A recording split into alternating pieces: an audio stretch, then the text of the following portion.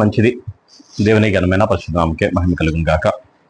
సమయం దేవుని చిన్న ప్రార్థన చేసుకుని వాక్య భాగంలోకి వెళ్దాం. స్తోత్రం నాయన మహాపరిశుద్ధుడైన దేవ, మీకే వందనాలు, స్తోత్రాలు. మహోన్నత మహాగణుడ, గొప్పవాడ, జీవం గల యేసే, జీవాధిపతి, సర్వశక్తిమంతుడ, స్తోత్రారుడ, పూజారుడ, నీకు వందనాలు. గొప్ప దేవుడు నీవే, జీవం గల దేవుడు నీవే, జీవాధిపతి అనే దేవుడు నీవే, సర్వాధికారి, సర్వశక్తిమంతుడు నీవే నాయన. స్తోత్రాలు చేస్తాం. మీరే మహిమ పొందండి. మీ కృప, మీ దయ మా మనిషి నాయన. వాక్యమైన దేవుడు నాన్న, కొద్దిసేపు వాక్యం ద్వారా మీరు మాతో మాట్లాడి బలపరిచి దీవించి ఆశించి విషయాన్ని తోడుగా నడిపి సహాయం చేయండి. కృపతో వదిలి చేసి మీరే మహిమ పొందని యేసునామములో నడుచున్నాం తండ్రి, ఆమేన్. మంచిది. దేవుని ఘనమైన పరిశుద్ధనామముకే మహిమ కలుగును గాక. వాక్యం చూస్తున్న మీ అందరికీ కూడా ప్రభువైన యేసుక్రీస్తు నామములో శుభములు, వందనములు తెలియజేస్తున్నాను. నిన్నటి దినం వరకు కూడా సమూయేలు మొదటి గ్రంథాన్ని మనం ధ్యానం చేసుకున్నాము. ఈరోజు సమూయేలు 2వ గ్రంథాన్ని మొదటి అధ్యాయంలో మళ్ళా మనం చదువుకుందాం. నిన్నటి దినాన్ని చూసాం కదా. సౌలు తన జీవితంలో దేవునికి ఇష్టడిగా లేదు, దేవునికి ఇష్టంగా జీవించలేదు, దేవుడు కోరినట్టుగా జీవించలేదు. తన రాజ్యాన్ని స్థిరపరచుకోవాలన్న ఆశతో దావీదు మీద ఎంత తిరుగుబాటు చేసి దావీదు మీద నిష్కారణంగా అతను చంపాలని చూసినప్పుడు దేవుడు ఎన్నోసార్లు ఆయన్ని తప్పించాడు. కానీ దావీదు అంటున్నాడు కదా, దేవుడు అభిషేకించిన వాడిని నేను ముట్టకూడదని చెప్పేసి దేవుడే చూసుకుంటాడు. దేవుడే ఆయన మీద ఏమి చేసినా ఆ తీర్పు అంతా కూడా దేవునికి అప్పగించి మౌనంగా ఉండి అక్కడ నుండి పారిపోయిన పరిస్థితి కూడా మనం చూసాం. అయితే అమాలేకుల చేతిలోకి అలాగే ఫిలిష్తీయుల చేతిలోకి అతను చిక్కాడు. ఫిలిష్తీయులు అతన్ని చంపేశారు. చనిపోయిన తర్వాత ఈ సమూయేలు గ్రంథం 2వ అధ్యాయంలో మొదటి అధ్యాయంలో మనం చూసినట్లయితే దావీదు అమాలేకులను హతము చేసి తిరిగి వచ్చాను. సౌలు మృతి పొందిన తర్వాత అతడు సిగ్లకులో 2 దినములు ఉండెను. 3వ దినమున బట్టలు చింపుకొని తల మీద బుగ్గి పోసుకొని ఒకడు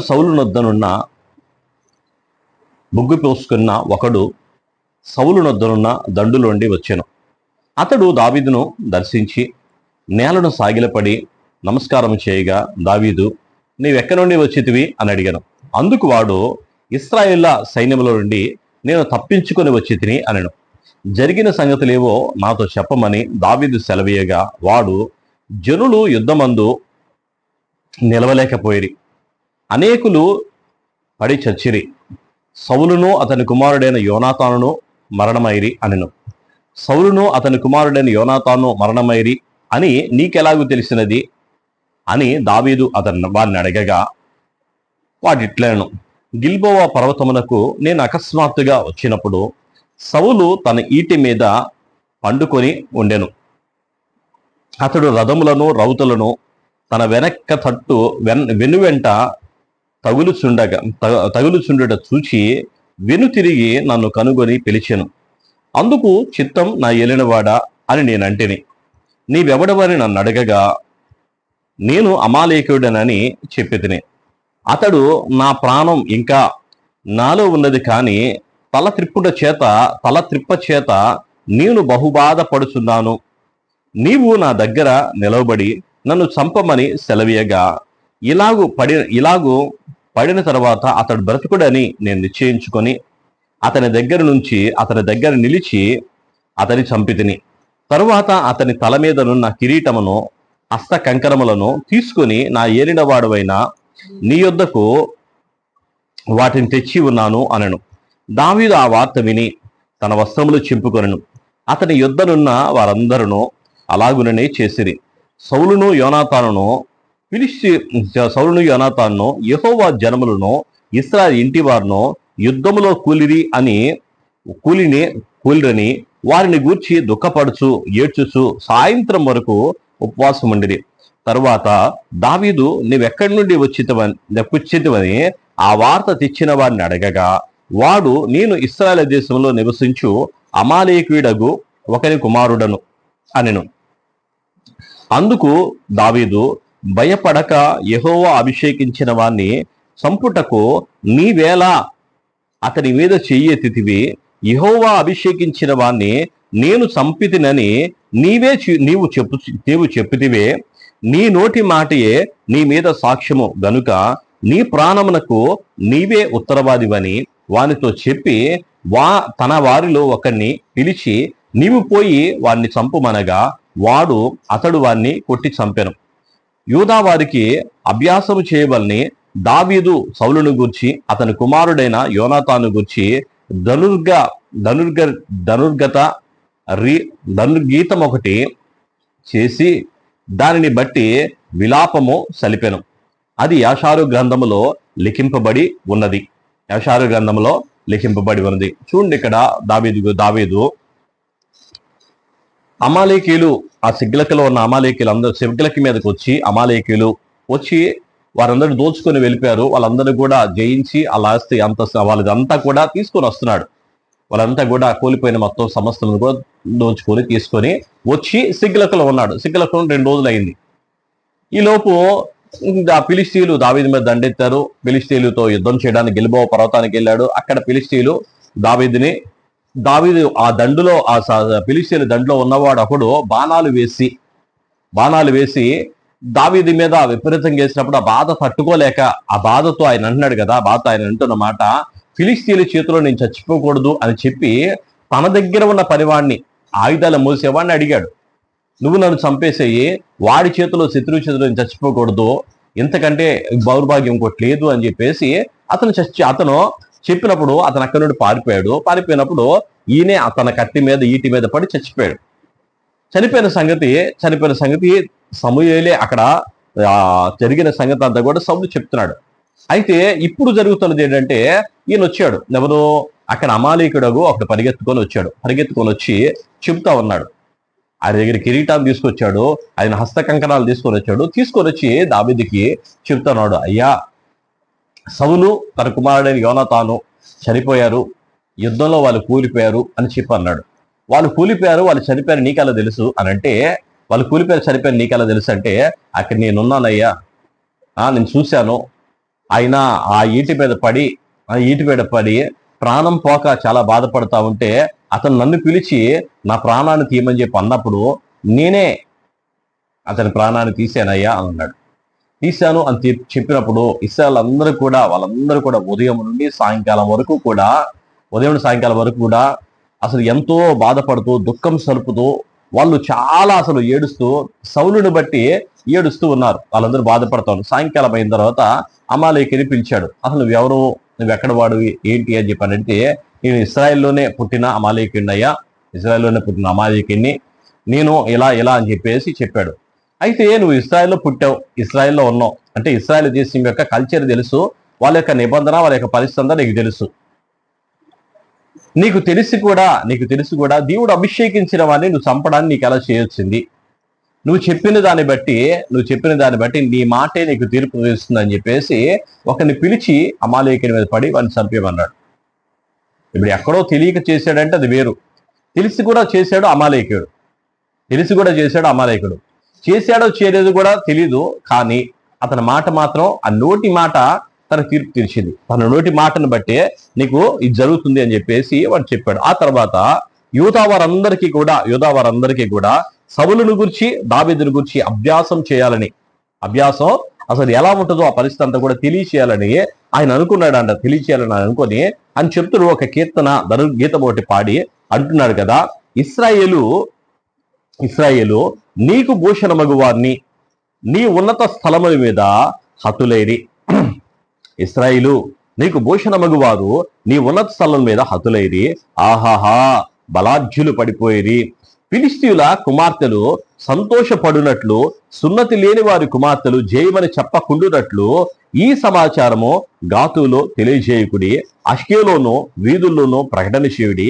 గిల్బోవా పర్వతములారా, మీ మీద మంచైనను వర్షమైనను ప్రథమ ఫలార్పణైనను తగిన పైరుగల చేలైనను లేకపోవునుగాక. బలాఢ్యుడ డాళ్ళు అవమానముగా పారవేయబడును. తైలము చేత అభిషేకింపబడని వారిదైనట్లు సౌలు డాలును పారివేయబడెను. హతుల రక్తము ఒలికింపబడకుండా, బలాఢ్యుల కొవ్వును పట్టకుండా యోనాతాను విల్లు వెనక్కి తీయలేదు. ఎవరిని హతము చేయకుండా సౌలు కత్తి వెనక తీసినది కాదు. సౌలును యోనాతానును తమ బ్రతుకునందు సరస్సులుగాను నెరస్సులుగాను వారుగాను ఉండిరి. తమ మరణమైనందున వారు ఒకరినొకరు ఎడబాసిన వారు కారు. వారు పక్షిరాజు కంటే వడిగలవారు, సింహము కంటే బలము గలవారు. ఫిలిష్తీయుల కుమార్తెలారా, సౌలును గూర్చి ఏడువుడి. అతడు ఇంకా ఇంపైన రక్తవర్ణపు వస్త్రములు ధరింప చేసినవాడు, బంగారు నగలు మీకు పెట్టినవాడు. యుద్ధ రంగమందు బలాఢ్యులు పడి ఉన్నారు. ఉన్నత స్థలముల్లో యోనాతాను హతమాయను. నా సహోదరుడా యోనాతానా, నీవు నాకు అతి మనోహరుడవై ఉంటివి. నీ నిమిత్తము నేను బహుశోకము నొందుతున్నాను. నా యందు నీకున్న బహు ప్రేమ వింతైనది, సీలుచూపు ప్రేమ కంటే అది అధికమైనది. అయ్యయ్యో, బలాఢ్యులు పడిపోయిరి, యుద్ధ సన్నదులు నశించిపోయిరి అని చెప్పి దాని గురించి ధనుర్గీతం ఎత్తి పాట పాడుతున్నాడు. నిజంగా చూస్తే దేవుడు అభిషేకించిన వాడంటే దేవుడు రక్షణ పొందుకొని మారు మనసు పొందుకొని దేవుడు అభిషేకం పొందుకున్నవారు వారు పడిపోయినప్పుడు, వారు కూలిపోయినప్పుడు, అందుకే దేవుడు కూడా సౌలు ద్వారా కూడా మాట్లాడే మాటల్లో ఎవడైనా బలహీనుడై పడిపోతే వాడిని బలపరచాలి, వాడి చెయ్యి అందించాలి, వాడి మోకాళ్ళు బలపరచాలి, వాడి చేతులు బలపరచాలి అని చెప్పేసి ఆయన చెబుతూ ఉన్నాడు. ఇక్కడ కూడా సౌలు ఎన్నిసార్లు తరిమినప్పటికీ కూడా సౌలు దేవుడు అభిషేకించిన వ్యక్తి, దేవుడు అతని మీద అభిషేకం ఉంచిన వ్యక్తి. అలాంటి వాడు అలా చేయకూడదు, కానీ తనకున్న బలహీనత వల్ల చేశాడు అని చెప్పి అతను మాట్లాడుతూ అంటున్నాడు కదా. తండ్రి కుమారులు ఇద్దరు కూడా, అయ్యో యోనాతానా, అయ్యో సౌలు, మీరు మరణమందు కూడా ఎడబాసిన వారు కాదు, నీ మరణము కూడా మిమ్మల్ని విడదీయలేదు. తండ్రికి ఎంతో లోబడిన వాడిగా యోనాతాను ఉన్నాడు అని చెప్పి ఆయన గురించి పాడుతూ, సీలు చూపించే ప్రేమ కంటే కూడా యోనాతాను నా మీద ఎంతో ప్రేమ చూపించాడని చెప్పేసి యోనాతాను గురించి ఆయన చెబుతూ మాట్లాడుతున్నాడు. ధనుర్గీతం ఎత్తి ఇలాంటివి ఇశ్రాయేలులో జరగకూడదు, అభిషేకించిన వారు ఎప్పుడు కూడా నిలబడాలి, వాళ్ళు ఎప్పుడు బలాఢ్యుల్లా ఉండాలి, వాళ్ళు ఎప్పుడు కూడా దేవుని యందు భయభక్తులు కలిగి వారు సమాజానికి ఒక మాదిరిగా ఉండాలని చెప్పేసి ఆయన ధనుర్గీతం పాడుతూ అంటున్నాడు కదా. గిల్బో పర్వతంలారా, మీ మీద మంచైనా వర్షమైనా మీకు పడకుండా ఉండును గాక, మీ మీద ఫలాలేమి ఉండకుండా ఉండును గాక. మీ పర్వతం మీద ఒక బలాఢ్యుడు కూలిపోతే మీరు అసలు దేవుని యొక్క సాధన అయి ఉండి, దేవుని చేతి పరివారై ఉండి మీరు అలా ఊరుకున్నారని చెప్పేసి ఆ పర్వతాల గురించి మాట్లాడుతున్నాడు. మీ మీద మంచు పడకుండా ఉండాలని చెప్పేసి దేవుని చేతిలో ఉన్నవారు కదా, దేవుని బలాఢ్యులు కదా, మీరు ఏదో చేయాలి కదా అని చెప్పేసి ఆ పర్వతాలు కూడా శపించిన పరిస్థితి అనేది అక్కడ కనపడుతుంది. ఎందుకంటే దేవుడు అభిషేకించిన వాడు, దేవుడు కందృష్టిలో ఉన్నవాడు, దేవుని అభిషేకం పొందినవాడు. వాడు పడిపోతే, వాడు గనక కూలిపోతే దాన్ని బట్టి వాళ్ళు ఎలా రియాక్ట్ అవ్వాలో, వారు ఎలా ప్రార్థన చేయాలో, దేవుడి దగ్గర ఎలా ఆత్మీయంగా ఉండాలో వాళ్ళందరూ యోధావారందరికీ కూడా ధనుర్గీతం ఎత్తి ఆయన అభ్యాసం చేయడానికి ఎలా అభ్యాసం చేయాలో దాన్ని చెబుతూ ఆయన మాట్లాడుతూ అన్నాడు. 25 వచనం చూడు. యుద్ధ రంగమందు బలాఢ్యుడు పడి ఉన్నారు. ఉన్నత స్థలంలో యోనాతాను హతమైను. నా సహోదరుడా యోనాతానా, నీవు నాకు అతి మనోహరుడివై ఉంటివి. నీ నిమిత్తము నేను బహుశోకము నొందుతున్నాను. నా యందు నీకున్న ప్రేమ బహువింతైనది, స్త్రీలు చూపు ప్రేమ కంటే అది అధికమైనది. అయ్యయ్యో, బలాఢ్యులు పడిపోయిరి, యుద్ధ సన్నదులు నశించిపోయారు. అయ్యయ్యో, బలాఢ్యులు పడిపోయిరి, యుద్ధ సన్నదులు నశించిపోయారు. చూడండి ఎంత బాధతోనో. అది జనులందరికీ కూడా తెలియాలి, ప్రజలందరికీ కూడా తెలియాలి. ఒక అభిషేకం పొందినవాడు బలహీనుడిగా అయిపోయాడంటే వాడు ఎంత బలాఢ్యుడో. దేవుని అభిషేకం పొంది, దేవుని శక్తి పొందుకొని, దేవుని ఉన్నత స్థలంలో ఉండవలసిన వాడు అలా కూలిపోయాడని చెప్పేసి జనులందరూ బాధపడేలాగా ఉండాలని యోధావారికి అభ్యాసం చేస్తున్నాడు. యోధావారు అది గ్రహించుకోవాలని చెప్పి యోధావారందరికీ కూడా తెలియచేస్తున్నాడు. దేవుడి మాటలు దీవించి ఆశ్రయించును గాక, దేవుని కృపతోడే ఉండి నడిపించును గాక. ప్రార్థన చేసుకుందాం. స్తోత్రం నాయన, మహాపరిశుద్ధుడు అయిన దేవ, మీకే వందనాలు, స్తోత్రాలు. నిజమే నాయన. అయ్యా తండ్రి, నాయన సౌలు పడిపోయినప్పుడు నాయన దావీదు నాయన ప్రభా ఆనందించలేదు, సంతోషించలేదు ప్రభా. అయ్యా తండ్రి, నాయన సౌలు చచ్చిపోయాడు కదా అని చెప్పేసి ఇక రాజ్యం నాదే అని చెప్పేసి నాయన అయ్యా తన మనసులో నాయన ఎక్కడ కూడా హర్షించలేదు నాయన ప్రభా. అయ్యో, బలాఢ్యులు కూడిపోయారే, అయ్యా దేవుడు అభిషేకించిన వారు పడిపోయారే అని చెప్పేసి నాయన అయ్యా మీరు అభిషేకించిన వారి బట్టి నాన్న ఎంతో అయ్యా బాధపడుతూ దుఃఖపడుతున్నాయన. ధనుర్గీతం పెట్టిన ఆయన పాడి ప్రభా అయ్యా యోధావారందరికీ కూడా ప్రభా తిన్నాన అభ్యాసం చేయాలని ప్రభా తిన్నాను. అతను పాడిన ధనుర్గీతాన్ని బట్టి మీకు స్తోత్రాలు తెలుస్తున్నాం. మీరే మహిమ పొందండి. మాకు అలా భారాన్ని బాధ్యతను మాకు దయచేయండి, కృప దయచేసి సహాయం దయచేసి నడిపించి మీరు మహిమ పొందమని అయ్యా వాక్యం చూస్తున్న ప్రతి బిడ్డను కూడా దీవించి ఆశించమని యేసు నామములో నడుచున్నాం తండ్రి. ఆమేన్.